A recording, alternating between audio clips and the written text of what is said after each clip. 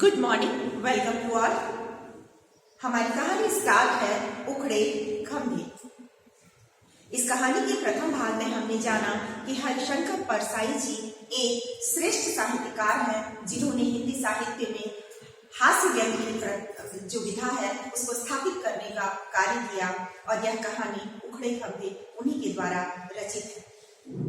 इस कहानी में उन्होंने भ्रष्टाचार पर व्यंग्य करते हुए मुनाफाखोरों के ऊपर कहानी लिखी है ताकि जनता जागरूक हो सके और मुनाफाखोरी पर नियंत्रण पाया जा सके। एक ऐसे शासन व्यवस्था का चित्र उन्होंने खींचा है जहां पर बहुतायत कर्मचारी, चाहे वह सरकारी तंत्र से हैं, शासन तंत्र से हैं या निजी क्षेत्रों में हैं, प्राइवेट कंपनियों में हैं, वे अपने अपने अधिकारों का दुरुपयोग करते हुए घूसखोरी, मुनाफाखोरी इत्यादि के द्वारा भ्रष्टाचार फैलाते हैं और उस भ्रष्टाचार पर नियंत्रण के लिए जब शासन प्रयास करता है तो वो अपने अपने तरीके से किस प्रकार की बात रख करके राजा को, स्वयं शासन तंत्र को बरगलाने का प्रयास करते हैं।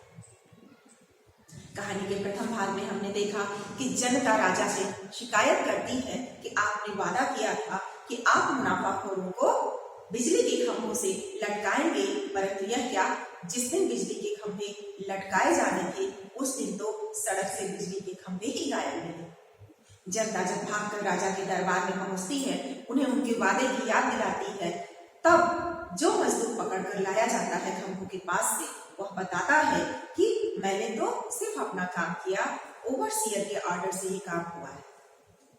ओवरसियर को बुलाया जाता है, तब वह बहाना बनाता है कि मैंने तो अपने बड़े अधिकारी इंजीनियर साहब के ऑर्डर से ये कार्य किया है।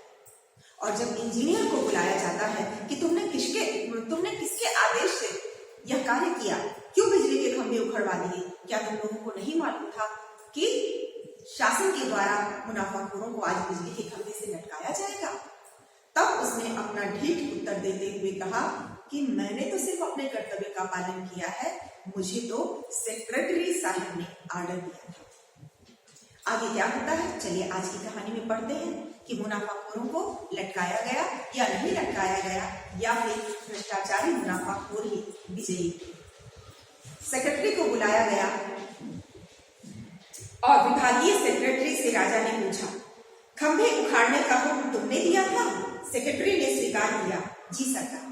और जब राजा उससे पूछताछ करते हैं और कहते हैं कि बताओ, क्या खंभे उखाड़ने का आदेश तुमने दिया था? तब सेक्रेटरी कहता है, जी सरकार, यानी कि वो स्वीकार करता है कि हाँ, खंभे मेरे ही आदेश से उखड़वाए गए हैं। राजा ने कहा, यह जानते हुए भी कि आज मैं इन खंभों का उपयोग मुनाफाखोरों को लटकाने के लिए करने वाला हूँ, तुमने ऐसा दुस्साहस क्यों किया? राजा क्रोधित होते हुए सेक्रेटरी से प्रश्न करते हैं कि जब तुम्हें पता था कि मेरे शासनादेश से आज मुनाफाखोरों को खंभों से लटकाया जाएगा, तब तुमने ऐसा दुस्साहस कैसे दिखाया? क्या तुम्हें पता नहीं है कि मेरा आदेश सर्वोपरि है? मेरे आदेश से इन मुनाफाखोरों को खंभों पर लटकाया जाना था, फिर तुम्हारा इतना दुस्साहस कैसे हुआ कि तुमने बिना मेरे आदेश की प्रतीक्षा किए खंभे उखड़वा दिए? या यूं समझ लीजिए कि राजा के आदेश का उल्लंघन करते हुए, अवज्ञा करते हुए जो सेक्रेटरी है उसने ऑर्डर देकर के खंभे उखड़वा दिए। राजा ने, सेक्रेटरी ने कहा, साहब, पूरे शहर की सुरक्षा का सवाल था, अगर रात को खंभे न हटा लिए जाते तो आज पूरा शहर नष्ट हो जाता। राजा ने पूछा, यह तुमने कैसे जाना, किसने बताया तुम्हें? सेक्रेटरी ने कहा, मुझे विशेषज्ञ ने सलाह दी थी कि यदि शहर को बचाना चाहते हो तो सुबह होने से पहले खंभों को उखड़वा दो। सेक्रेटरी ने राजा के समक्ष उनके प्रश्न का उत्तर देते हुए कहा कि साहब, पूरे शहर की सुरक्षा का सवाल था। उसने क्या बहाना बनाया कि मैंने किसी व्यक्तिगत लाभ की इच्छा से खंभे नहीं उखड़वाए। खंभे उखाड़ने का आदेश मैंने किसी व्यक्तिगत स्वार्थ के लिए नहीं किया, बल्कि जनता के हित के लिए किया, क्योंकि विशेषज्ञ ने मुझे ये सलाह दी थी कि यदि रातों रात आपने बिजली के खंभे नहीं उखड़वा दिए तो सारा शहर ही नष्ट हो जाएगा, सारी जनता का नुकसान हो जाएगा। राजा ने जब कहा कि आखिर ये जानकारी तुमको हासिल कैसे हुई, तब उन्होंने क्या किया, सेक्रेटरी ने विशेषज्ञ का नाम लिया कि विशेषज्ञ के परामर्श से मैंने ऐसा किया है। राजा ने पूछा, कौन है यह विशेषज्ञ, भरोसे का आदमी है? अब राजा भी शंकित हो गए क्योंकि मामला जनता की सुरक्षा का था। तब उन्होंने कहा कि आखिर ऐसा कौन सा विशेषज्ञ है जिसके परामर्श से तुमने बिजली के खंभे ही उखड़वा दिए पूरे शहर से? सेक्रेटरी ने कहा, बिल्कुल भरोसे का आदमी है सरकार, घर का आदमी है, मेरा साला होता है।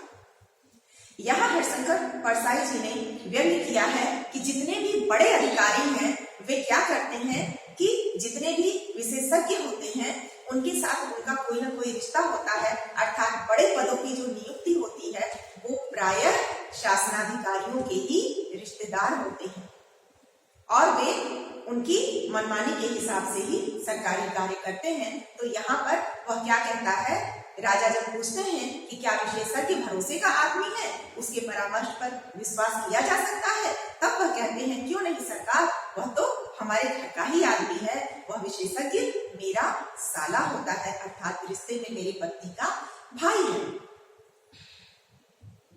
सेक्रेटरी ने कहा, बिल्कुल भरोसे का आदमी है सरकार, घर का आदमी है, मेरा साला होता है, मैं उसे हुजूर के सामने पेश करता हूँ। तब वह राजा की चापलूसी करते हुए कहता है कि आप निश्चिंत रहिए, वह भरोसे का आदमी है, रिश्ते में मेरा साला है, मैं उसे आपके सम्मुख प्रस्तुत करूंगा।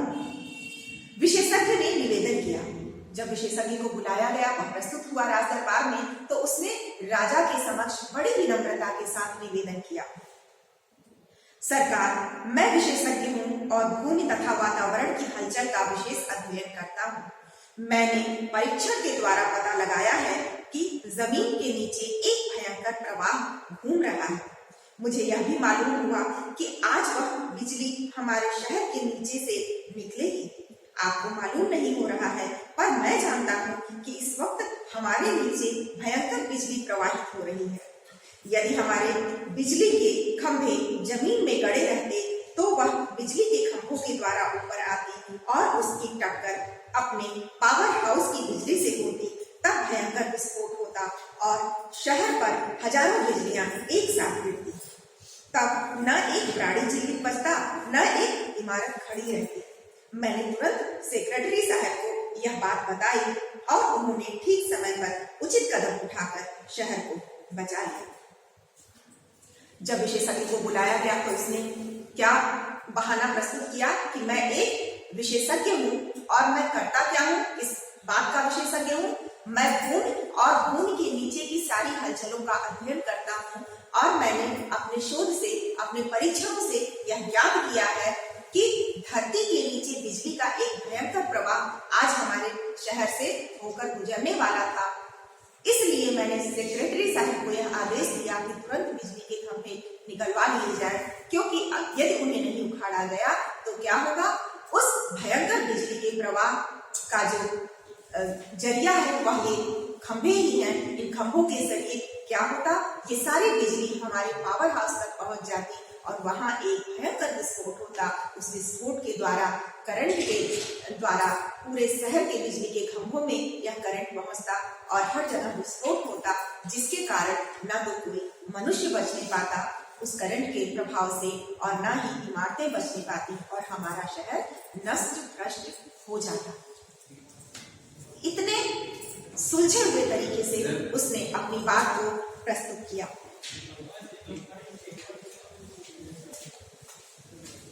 लोग बड़ी देर तक सत्ते में खड़े रहे, वे मुनाफाखोरों को बिल्कुल भूल गए। वे सब उस संकट से अभिभूत थे जिसकी कल्पना उन्हें दी गई थी। जान बच जाने की अनुभूति से दबे हुए थे, चुपचाप लौट गए और सारी जनता जो इस बात की प्रतीक्षा कर रही थी कि मुनाफाखोरों को फंदे से लटकाया जाएगा, विशेषज्ञ ने अपने बात से, अपने तर्क से राजा तक को प्रत्युत्तर दे करके अपने तर्क से उन्हें निरुत्तर कर दिया। उसके बाद राजा ने कोई प्रश्न नहीं किया और पूरी जनता सत्ते में खड़ी हो गई। किस लिए? क्योंकि उस विशेषज्ञ ने सिद्ध कर दिया कि हम लोग मुनाफाखोर नहीं, हम लोग तो जनता के हितैषी हैं। क्योंकि कहीं ना कहीं मुनाफाखोरों को लटकाया जाता लिस्ट बनती तो ये सभी घूसखोर और मुनाफाखोर सेक्रेटरी, बिजली विभाग के अधिकारी और सभी लोग पकड़े जाते। चूंकि बिजली के खंभों पर मुनाफाखोरों को लटकाया जाना था तो बिजली विभाग सक्रिय हुआ। इंजीनियर, ओवरसियर से लेकर विशेषज्ञ तक इसमें शामिल हुए। उन्होंने अच्छी तरीके से योजना बनाई और अपनी बात को इस तरीके से राजा के समक्ष रखा, पूरे सबूत के साथ, कि राजा भी उनसे कोई और प्रश्न नहीं कर सके। उन्होंने स्वयं को जनता का हितैषी बताया और ये कहकर के उखड़े खंभों की बात को अपने पक्ष में कर लिया कि हम जनता का हित चाहते हैं, इसलिए जनता को बचाने के लिए हमने रातों रात प्रयास करके खंभों को उखड़वा दिया। असली वजह क्या थी कि यदि मुनाफाखोरों की लिस्ट बनती तो शायद उनका भी नाम ना आ जाए, इसलिए सभी मुनाफाखोरों ने मिलकर के ये योजना बनाई और इस प्रकार का तंत्र तैयार किया। और साथ ही साथ क्योंकि उन्हें पता था कि घटना होगी तो राजा के द्वारा उसकी छानबीन भी की जाएगी, शासन के द्वारा पूछताछ में भी कमेटी बैठेगी और तब हम लोगों का सारा जो मुनाफाखोरी का धंधा है वो सबके सामने आ जाएगा। इसलिए जनता के द्वारा यह प्रश्न उठाया गया है तो जनता के द्वारा ही इसको समाधान कर दिया जाए, अर्थात कुछ ऐसा किया जाए जिससे जनता प्रसन्न हो जाए और फिर इस प्रकार का कोई भी जो निवेदन है वह राजा के समक्ष ना पहुंचे और भ्रष्टाचारियों का भ्रष्टाचार चलता रहे, उनका जाल समाज में फैला रहे। इसलिए जब आम जनता ने निवेदन किया और राजा ने उसको स्वीकार करते हुए मुनाफाखोरों के लिए फांसी के फंदे पर लटकाए जाने की सजा निर्धारित की तो उन्होंने बड़ी चालाकी से बिजली विभाग के सभी अधिकारी और विशेषज्ञों ने मिलकर बात को संभाला और बिजली के खंभे ही उखाड़ दिए। अब आगे क्या होता है? जनता तो निरुत्तर हो गई, वह तो इसी में धन्य हो गई कि हमारे विशेषज्ञ और बिजली विभाग के कर्मचारियों ने मिलकर हमारी जान बचा ली। अब उनके पास कोई और प्रश्न तो था ही नहीं, इसलिए जाहिर सी बात है कि जनता शांत होकर अपने सभी प्रश्नों के साथ अपने घर लौट गई, उनकी जान बच गई, यही बहुत था। फिर वो उस हालत में मुनाफाखोरों की बात तो भूल ही गई। उसी सप्ताह बैंक में इन नामों से ये रकमें जमा हुई और जो ये महान काम बिजली विभाग के कर्मचारियों, मजदूरों और सेक्रेटरी के साथ साथ विशेषज्ञ ने मिलजुल कर यह योजना बनाई और सभी मुनाफाखोरों की जान बच गई, तो उन लोगों ने क्या किया, किस प्रकार का सुंदर भ्रष्टाचार का रूप सामने आता है मुनाफाखोरी का, यह देखिए। उसी सप्ताह किस किस के खाते में किस किस के द्वारा और क्या रकम डाली गई, इसका विवरण देते हुए हरिशंकर परसाई जी कहानी में लिखते हैं। सेक्रेटरी की पत्नी के नाम 2 लाख रुपए, श्रीमती बिजली इंजीनियर 1 लाख रुपए, श्रीमती इंजीनियर 1 लाख रुपए, श्रीमती विशेषज्ञ 25,000 रुपए, श्रीमती ओवरसियर 5,000 रुपए। उसी सप्ताह मुनाफाखोर संघ के हिसाब में नीचे लिखी रकमें धर्मादा खाते में डाली गई। कोढ़ियों की सहायता के लिए दान 2 लाख रुपए, विधवा आश्रम को 1 लाख रुपए, 6 रोग अस्पताल को 1 लाख रुपए, पागल खाने को 25,000 रुपए, अनाथालय को 5,000 रुपए। हम सभी जानते हैं कि धर्म के लिए जो दान धार्मिक संस्थाओं को दिया जाता है या सामाजिक कार्य करने वाली संस्थाओं को, उस पर कोई टैक्स सरकार के द्वारा नहीं लगता है। इस बात का लाभ उठाते हुए सभी लोगों के खातों में पैसे डाले गए मुनाफाखोर संघ द्वारा।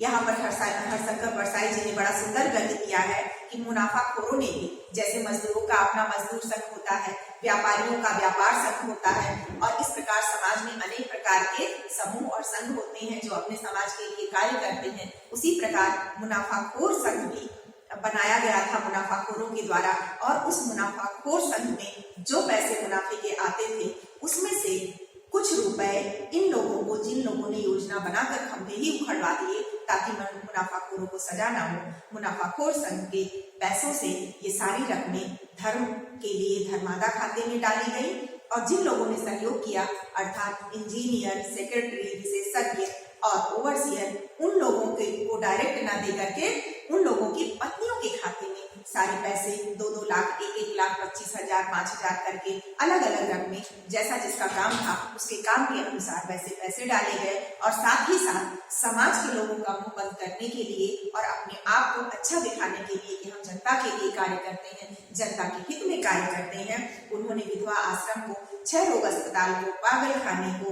और अनाथालय को 5,000 रुपए करके, कोड़ियों के अस्पताल में 2 लाख रुपए करके इस प्रकार धर्मार्थ दान में कुछ पैसे दे दिए ताकि सामाजिक रूप से भी उनकी मान प्रतिष्ठा बनी रहे। तो हमने देखा कि किस तरह से मुनाफाखोरों ने योजना बनाकर अपनी मुनाफाखोरी के पैसों का लालच देकर के पूरे बिजली विभाग में ही मुनाफाखोरी करवा दी और साथ ही साथ उन बिजली के खंभों को ही उखड़वा दिया जिसके ऊपर मुनाफाखोरों को लटकाया जाना था। तो इस प्रकार इस कहानी में हरिशंकर परसाई जी ने व्यंग किया कि जो सरकारी संस्थाएं होती हैं, सरकारी शासन तंत्र होता है, उसके कर्मचारी यदि मुनाफाखोरी और भ्रष्टाचार करने पर उतारू हो जाएं, तो उन्हें ऐसा करने से स्वयं शासन का अधिकारी भी नहीं रोक सकता है, चाहे वह राजा ही क्यों ना हो, क्योंकि वह किसी न किसी रूप में अपनी मुनाफाखोरी और भ्रष्टाचार को समाज में व्याप्त करने में या अपने स्वार्थ के लिए प्रयोग करने में कभी नहीं चूकते। समाज को जागरूक करने के लिए भ्रष्टाचार के रूप में मुनाफाखोरी के ऊपर लिखी गई यह कहानी हमें संदेश देती है कि जनता को सदैव जागृत रहना चाहिए और शासन तंत्र में जो भी भ्रष्टाचार होता है उसके लिए जो भी कर्मचारी दोषी है, जो भी शासनाधिकारी दोषी है, उसकी बातों में, उसके बहकावे में ना आकर असली बात की तक जाए, क्योंकि असली बात क्या थी, इस सारे मामले को निपटाने के बाद ढंग से सबके खातों में पैसे गए जिन जिन लोगों ने खंभे उखाड़ने में मदद की थी।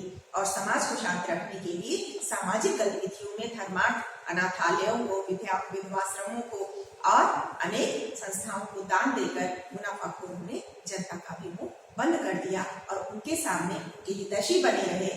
और सिर्फ हितैषी ही नहीं बने रहे बल्कि उनकी मान प्रतिष्ठा भी बढ़ी। आशा है आपको कहानी समझ में आई होगी। यदि कहीं से कोई समस्या है, कुछ नहीं समझ में आ रहा है, तो आप हमसे कांटेक्ट कर सकते हैं। अगले पार्ट के लिए प्रतीक्षा करें।